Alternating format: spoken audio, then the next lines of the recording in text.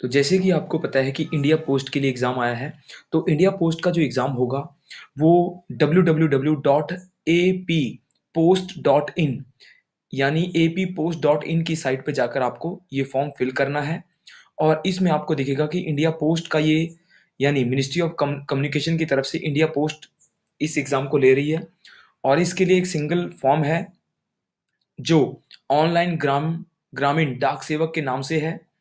और इस फॉर्म में आपको दिखेंगे कि वैकेंसी वाइज स्टेट दे रखी हैं और भारत का मैप दे रखा है, उसमें आपको पता लग जाएगा कि किस स्टेट में कितनी पोस्टें हैं।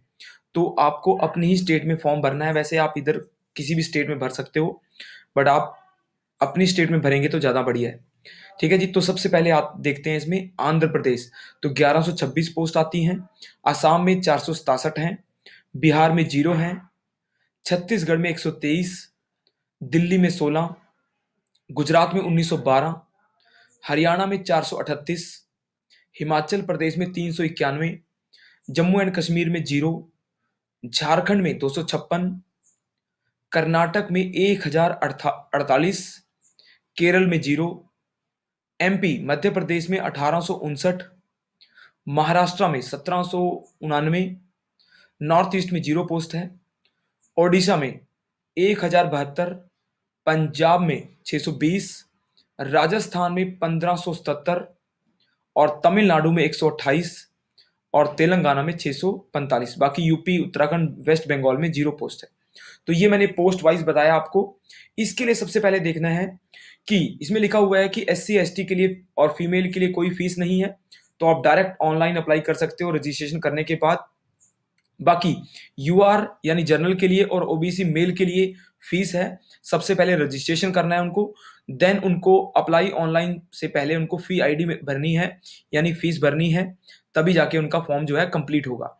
तो सबसे पहले इस फॉर्म में आपको रजिस्ट्रेशन यानी ये जो कॉलम है रजिस्ट्रेशन पे क्लिक करना है। सबसे पहले आपको एक रजिस्ट्रेशन आईडी बनानी है।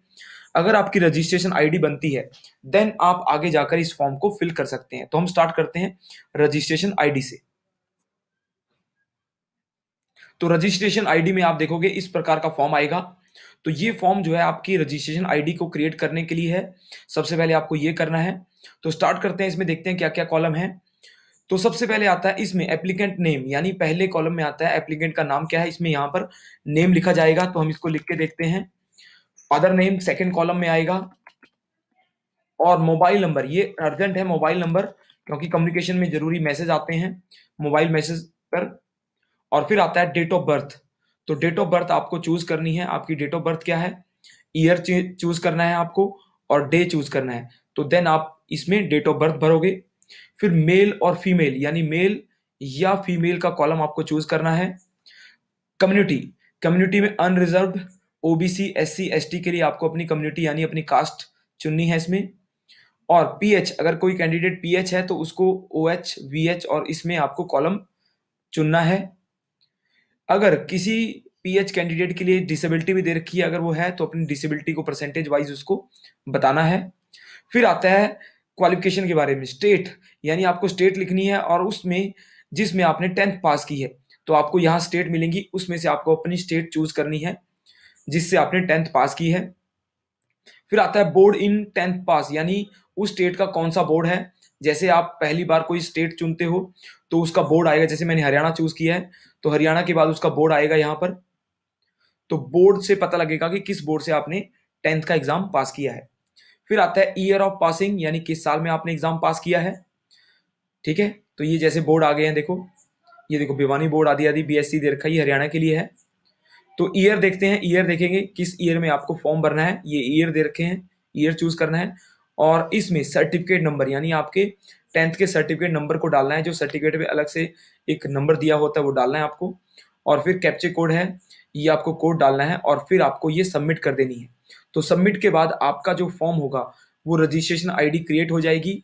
तो पहला तो ये है कि आप रजिस्ट्रेशन आईडी को संभाल के रखें, क्योंकि बाद में आप इसको फॉरगेट पासवर्ड में इसी से प्राप्त करेंगे और बाकी की कम्युनिकेशन जो है आपकी रजिस्ट्रेशन आईडी से ही चलेंगी। तो ये पहला फॉर्म था जिसमें आपको रजिस्ट्रेशन आईडी क्रिएट करनी है। दूसरे में देखते हैं कि अप्लाई ऑनलाइन में क्या आएगा। तो अप्लाई ऑनलाइन में देखना है कि आपको सबसे पहले रजिस्ट्रेशन आईडी क्रिएट होनी चाहिए आपकी, देन आप जाकर जो है उसमें ऑनलाइन फॉर्म भर सकते हैं।